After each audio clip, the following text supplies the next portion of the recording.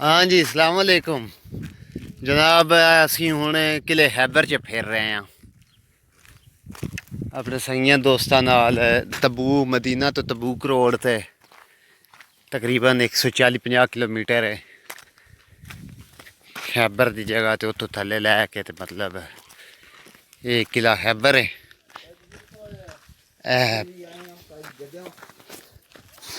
पुराने दीवारां ने, हिसाब ला लो 1300-1400 साल पुरानियां।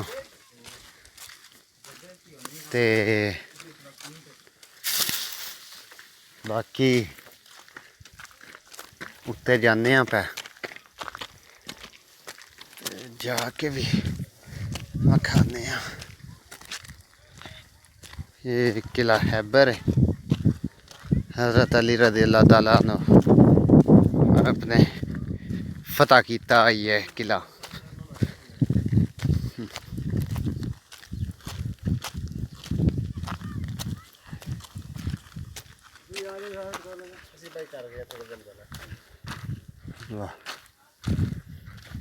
इंदे उत्थे दीवारां या घर वगैरह होंदे हन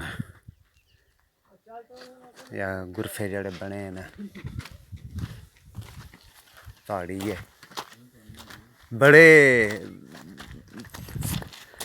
तरीके नाल और बड़े तरतीब नाल पत्थर जोड़े गए न इत्थे।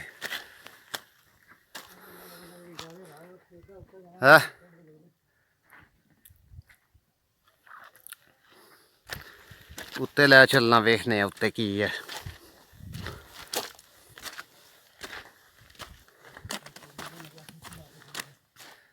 ए सारा टोटल कदीम है खैबर का मकाम है।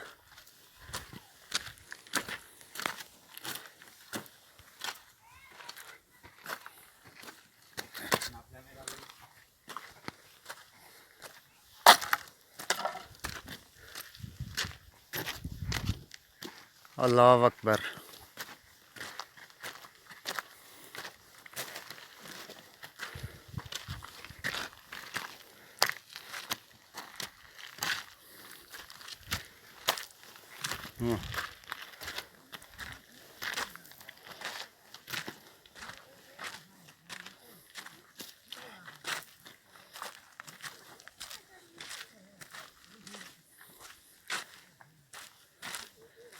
पुरानियां कच्चियां दीवारां।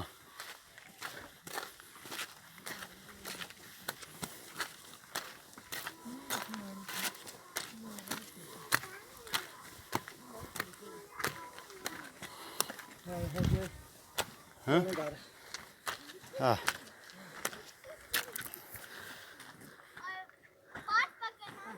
वाह बस बन रहा है बंदे ना इतने देख लो। ये हज़रत अली शेर खुदा जी करमल्लाहु वजहुल करीम आपने फतह किया सी।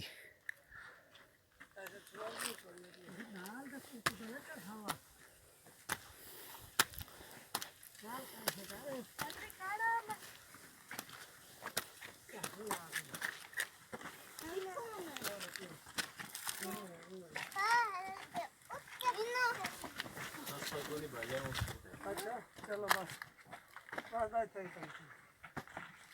तीन जगह को रास्ता है। आ जाओ रज़वाना।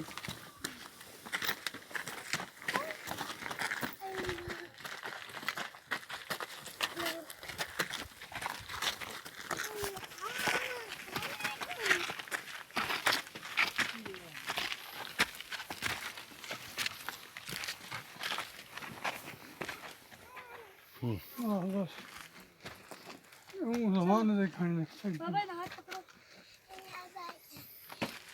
Kolla nu då de kettel. Hem. Pokémon med då. बस बस बस गरम करे ये फुल पहाड़ी दी चोटी ते ये जे फुल चोटी है। साथ रखा ना खज्जां दी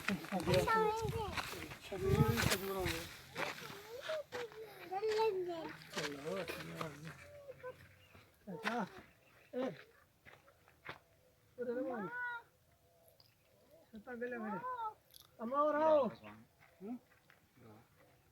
ए अम्मा अम्मा छत्ता गले वे तले तले कमरे नो आओ ना वारा से अम्मा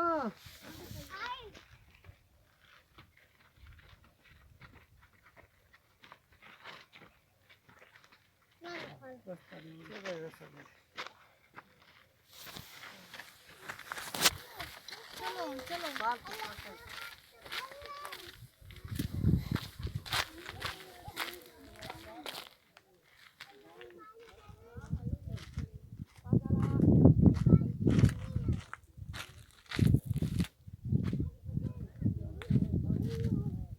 अल्लाहु अकबर हाथ का तेल और पता लगे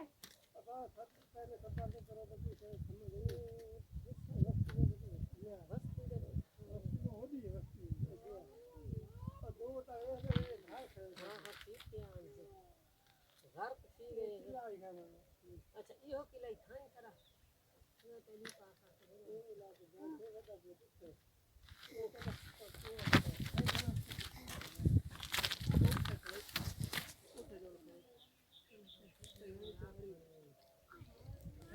गड्डी